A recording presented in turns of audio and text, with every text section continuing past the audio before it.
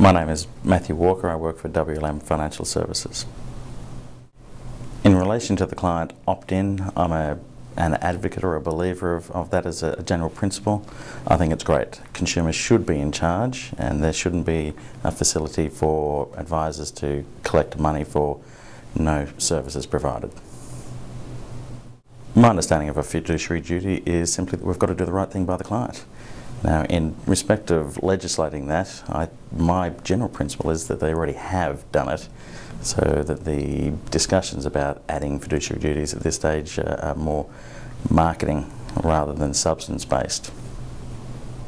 The two or three issues I think we need to address as an industry to be well regarded within the community or as a profession is to seek to impose those minimum levels of professionalism.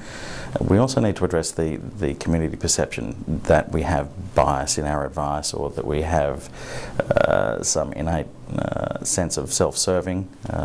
By and large, I think the financial planning industry is well served by well-meaning professionals, but that's not the perception within the community. Now, whether or not that's been dredged up through marketing campaigns, through industry super funds, or whatever it may be, we need to change that perception. Now, the easiest way to be able to do that is to make things like tertiary qualifications mandatory, put in minimum education standards, have a look at registering or limiting or restricting the use of term financial planner to those that may only be licensed or meet those minimum qualifications. Then you can go into the bigger ticket issues like commissions, fees. How do you address those sorts of things? Now, that's obviously a difficult one to address. Lots of legacy issues there, lots of different inputs and communications, but I think if we can break down those commissions and become more of a fee for service, then we'll go a long way to addressing the public's perception of conflict. In my opinion, the simplest way to address that is simply to ban any payment from a product provider, and then allow the client to opt in as to how they may want to be paid. That may be an application of a fee on a product that the product provider may be able to administer, or payment directly.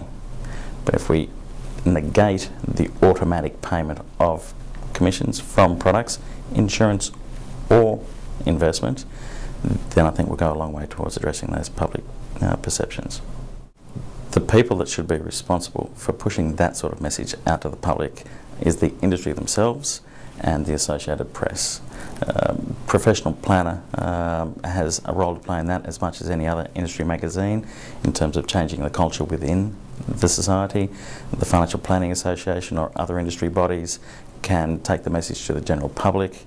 You've got other public awareness campaigns. I think it's also incumbent upon the government to do more with consumer education. There should be a cohesive, coordinated approach. At the moment, I sense there's too much fragmentation within the industry, too many self-serving interests that are driving the message in a number of different ways. So we're not helping ourselves by a lack of a coordinated approach. So someone, be it government, industry, media, planners, needs to stand up and take a lead. Ideally, FPA is positioned to do that as the peak industry body.